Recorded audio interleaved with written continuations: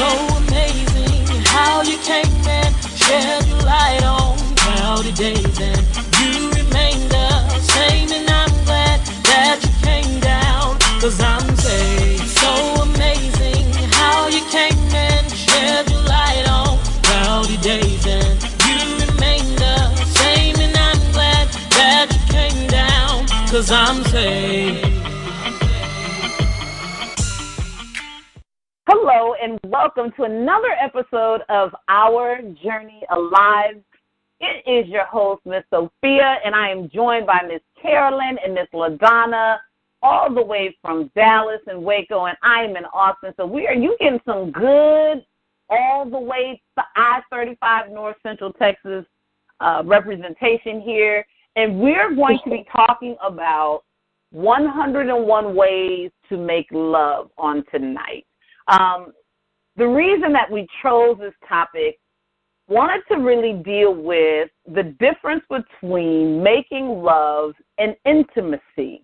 So many times those things are interchanged, and so many times, especially if you've had maybe some negative experiences, they can become barriers in you growing with someone or, again, allowing someone in. So before I get to the ladies kind of giving their input, I'm going to give some definitions here. I wanted to kind of be clear where we're coming from when we're talking about those two things. So if you go and you look up the word intimacy, which is really what we're going to be basing most of our conversation today on, is the intimacy piece of things, making love, building intimacy. So intimacy, an intimate relationship is an interpersonal relationship that involves physical and or emotional intimacy. Physical intimacy is characterized by friendship, platonic love, romantic love, or sexual activity. And then you have the emotional intimacy, can also be characterized more so by the bridging of feelings, caring, and building trust. Now I'm going to go into making love. So that is very clear what making love is. Now, according to definition, making love is very kind of point blank dealing with the art of making love formed by two people with deep feelings and emotions for one another that goes beyond just traditional intercourse. So, two different things we're dealing with. Wow. Intimacy can be emotional. It can also be physical, but not necessarily having to be sexual. And then you have making love, which then talks about, it's kind of an art of expressing the emotions and feelings beyond just traditional intercourse. So the reason why this really came up is because we had a couple episodes before we talked about defining what love is for someone. When you go into building relationships with someone, or if you're dating, actually defining what you feel love is and how you see it. Because, again, based on my past experiences, I could see that opening the door for me when we go into a restaurant, or when I'm getting out of a car or going to get in a car, or pulling out my chair, those might be small things that might be important to me, but also shows a graduation of intimacy and a level of trust and love. Some people could care less about those things. I don't need you to open the door. I'm good. Like, they don't see that as being chivalrous or romantic or something that's going above and beyond. Even the fact about physical affection, some people aren't as affectionate. So holding hands and kissing in public and hugging in public may not be what they want, nor what they would define as someone that loves them or is being intimate with them. They might be okay with the fact that the only time that you touch me is when we're by ourselves, because that's what I like. So just being able to know what you like, knowing about different things that you can do to show and build intimacy that will help to get to a place to where you actually, once it's done right, whenever you do it, and you move forward into the realm of making love, that's truly what you're doing, because you built the intimacy. But if you don't have the physical making love, you still have the intimacy, which will take you so much further than that, because you may not be able to always have the physical portion of making love in a relationship, and you have to have something else beyond that. It can't be to where your foundation for your relationship are based in just the physical attribute, or should I say the seed thereof after done right, of physically making love. So, ladies, what are some things that you, and this is really personal for yourself, what are things that you look for when dealing with someone that helps to build the intimacy within your relationship? And now, intimacy is not dealing with the making love piece. It's just the intimacy between you and that person and building that trust and building that relationship. I would say like having a good heart and just an all-around good person. Right. I agree with that. I know for me, what my fiance does is he works out of town for, it could be 2 to 3 weeks at a time. So that, like you said, sometimes there's not the physical part of it, but we have to have an emotional connection, to keep us bonded together. And so just the constant phone calls, the constant text, the reassuring that, the love we have for each other, to me, those are intimate, That's good. Yeah, you're in a relationship, though. Right. I'm single. Well, the two things have to happen. So you have it to where, so Carolyn's coming from a point of view, building intimacy with someone that you're dating, and then you have building intimacy within a already committed exclusive relationship. So we have to define now dating. So different cultures look at dating completely different. You have some cultures that when you say you're dating, that means that I can get to know Henry, Tyrone, and Stephen simultaneously until I decide of the three which one I actually want to make my exclusive partner that I'm looking for a serious, committed relationship. Some cultures feel if we're dating, you just date just me and that's it.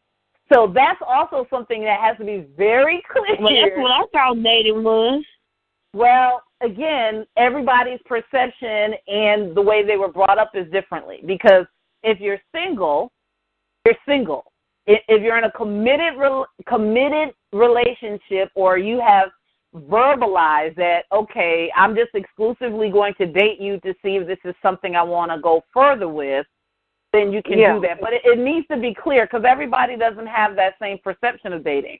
My perception of dating culturally says, we dating, we kicking it, you kind of have an expectation that I'm the only one, but we still consider ourselves single, so I can't really be upset if you're talking to someone else, because technically we didn't make that assertion that we're just talking to each other and that's it. So that's why you can't, just like within being loved, you can't base it on assumption, because, again, like now my perception of dating is I'm dating, I'm single. So I might be talking to a couple different people, getting to know them to see if they're worth my time being exclusive, because I don't want to waste my time where a couple conversations in I can realize, nah, I'm good. Instead of saying everybody that I meet, oh, we're exclusive, that's it. Months down the line, oh, I wasted my time. Or weeks down the line, I wasted my time. So I think communication is key. But something that LaDonna said when it comes to, even with the long-term, long distance in the relationship, can also be applied to even dating, because you may not always be in close proximity to the person that you're dating, if it's exclusively dating that person. So we're going to post on our Facebook page, which you can check us out at Our Journey Alive on Facebook, Twitter, and Instagram. We're also on YouTube. Subscribe to our page, share it, comment, leave an inspirational message for someone else or another survivor that may come to that page. We're going to post, it's a link to 101 ways to show love to somebody without having sex. And I think this is so crucial because so many times, especially in today's kind of culture, sex is not taboo. It's like, sometimes it's not looked at something being valued or sacred to wait. So then relationships get based off of sex instead of getting based off of intimacy, which I think you last longer, and it's more meaningful if the intimacy is built up, which means that without the sex, it can be platonic love. And so there's a few ways that I just wanted to rattle off just based on what some of you said. LaDonna was talking about tell the other person that you love them. If you're an affectionate person, giving hugs. They actually even say medically that hugging is actually good for you. That's why even some people that are irate or having anxiety, they have them. They tell you to hug them. That kind of helps to bring the blood pressure down. It releases different pheromones. Like, it's really therapeutic for you. And that's probably also why they put you in a straitjacket and have you hug yourself. I might have to take the straitjacket because I'm gonna run from them. I'm gonna run from the man. But if you're affectionate, giving hugs is good. Making sure the other person feels important and respected is another way to build intimacy.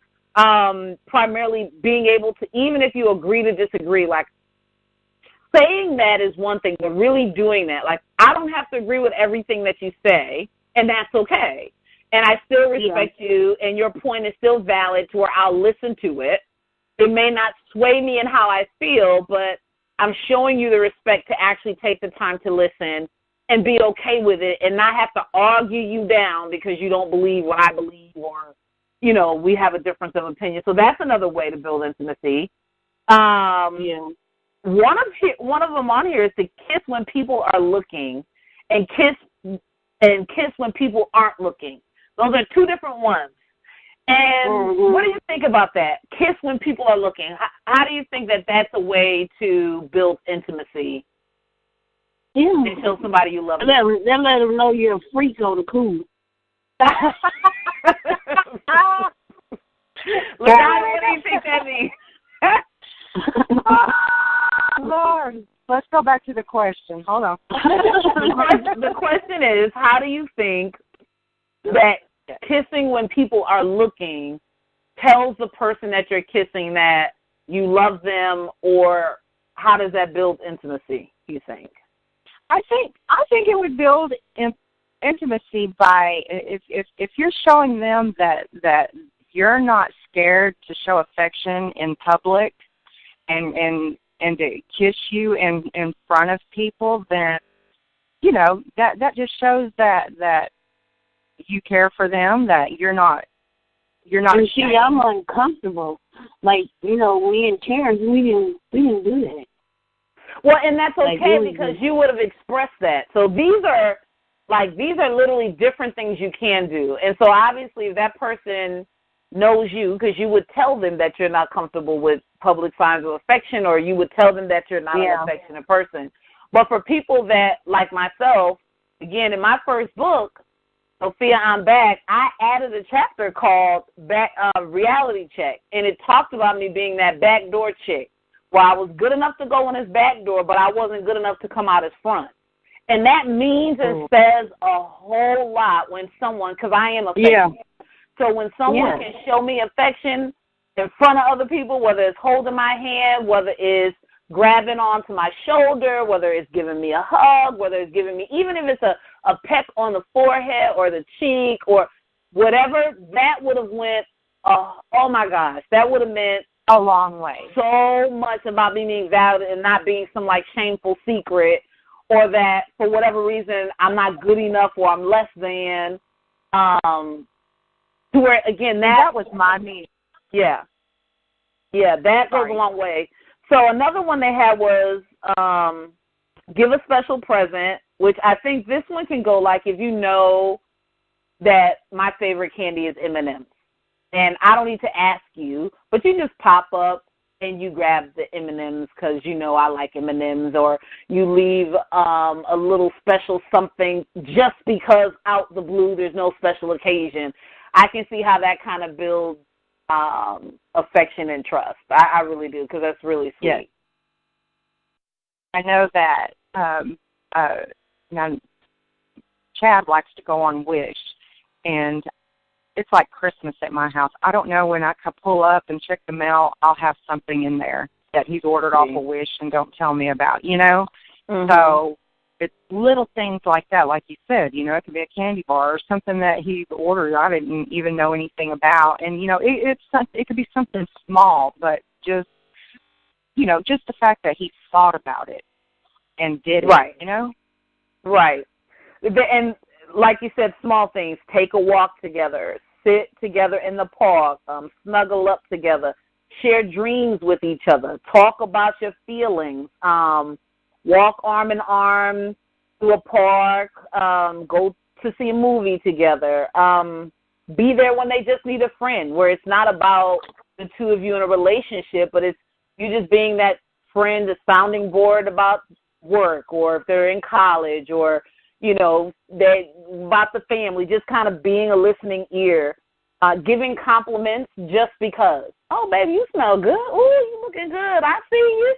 You know, just to build up self-esteem. It's always good to give compliments. Go shopping for food together. Cook a meal together is a really good, even if you're not cooks. Like, even if you both get a little menu and y'all both screwing up together in the kitchen, burning up stuff, that can be fun and bonding at the same time, especially if y'all really screw it up and y'all are laughing at each other. But cooking a meal together,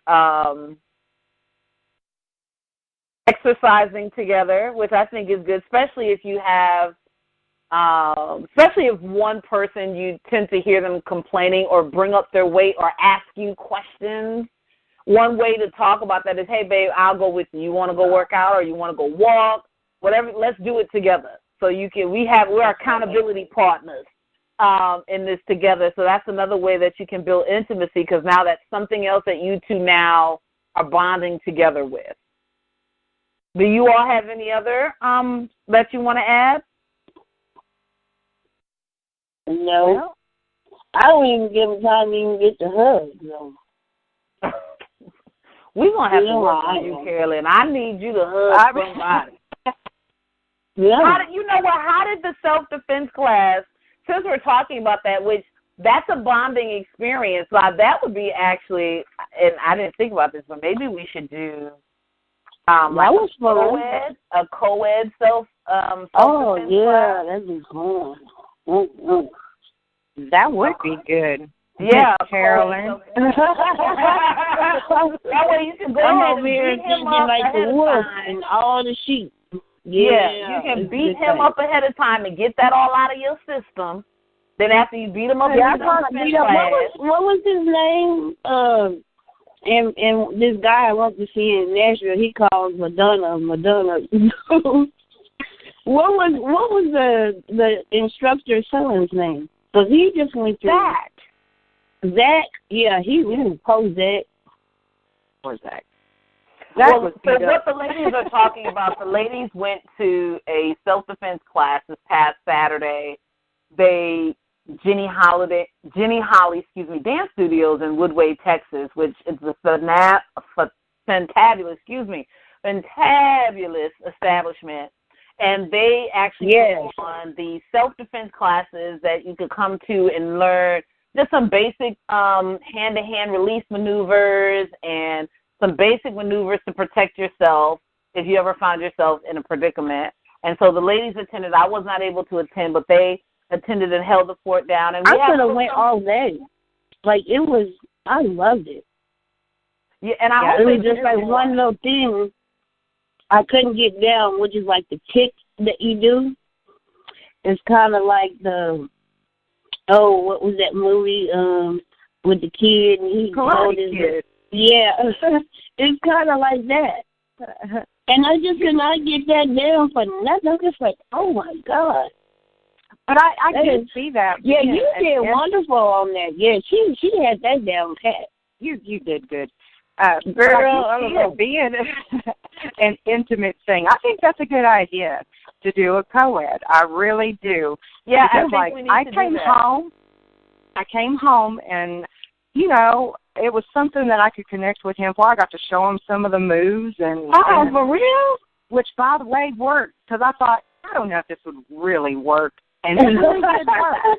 It really did work. So, but it was something that, you know, me and him got to experience. But it would be fun to be in a class with him and some guys, you know. Mm-hmm. And I think that would be good, because I think it's good to be able to practice on the opposite sex, especially because, you know, the weight distribution is going to be a little different than doing it with another woman, height, all of just their whole demeanor. But I also think, especially if you're going with, even if it's a relative you know or someone that you're with, I think that's also a great bonding experience too, because you're learning some of those things together as well. So I'm excited. We posted some video and some pictures on our Instagram and Facebook account. So please make sure you go at Our Journey Alive and you can check it out. You can check out Carolyn trying to kick some butt there. And so it was really a great experience for the ladies, and we're so glad that they were able to participate in that. And, you know, as our show comes to a close, the main objective for today was just to really talk about the fact that there is a difference between intimacy and making love, and that intimacy is really the foundation for a healthy and long-lasting relationship, period. The making love is just kind of the seed of that after you've built that intimacy, after you've built that trust, and that love, and then that can be transformed into the making love portion when it's done right and in the right setting and circumstance. And so, again, just remembering that there's so much more to a relationship than the sex, and not to be pressured into anything and not letting that be the foundation of any relationship that you enter into. And if you've been in a traumatic experience, or if you've had a negative experience in a relationship, not to allow barriers to be put up that would then prohibit you from experiencing true intimacy, because it can be great and it's very healthy. And so we are posting 101. So this is for the ladies and the gents. If you want to know, because ladies, it's not about men just being intimate and showing different ways on how they appreciate and love you, but you have to do the same as well. You can't always take this seat to where, well, he needs to do this and he needs to do that. You have to reciprocate that, because they deserve to have those things presented to them, and they deserve to experience those same things. So there's 101 different ways that you can show love to somebody and build that intimacy. We're posting that on our Facebook, Twitter, and the Instagram. So please check it out. And, again, you can also catch us on www.KTORRAIDO.com, and that's KTORradio.com. You can catch all of our previous episodes. And if you would like to recommend any show topics that we talk about, or if you yourself would like to be a guest and present any service, or if you have a book or a project or an event coming up, please email us at ourjourneyalive@gmail.com. Thank you so much, ladies, for joining us today. And, again, until next time, everyone have a great day. It's so amazing how you came and shed your light on cloudy days, and you remain the same, and I'm glad that you came down, 'cause I'm saying so amazing how you came and shed your light on cloudy days, and you remain the same, and I'm glad that you came down, 'cause I'm saying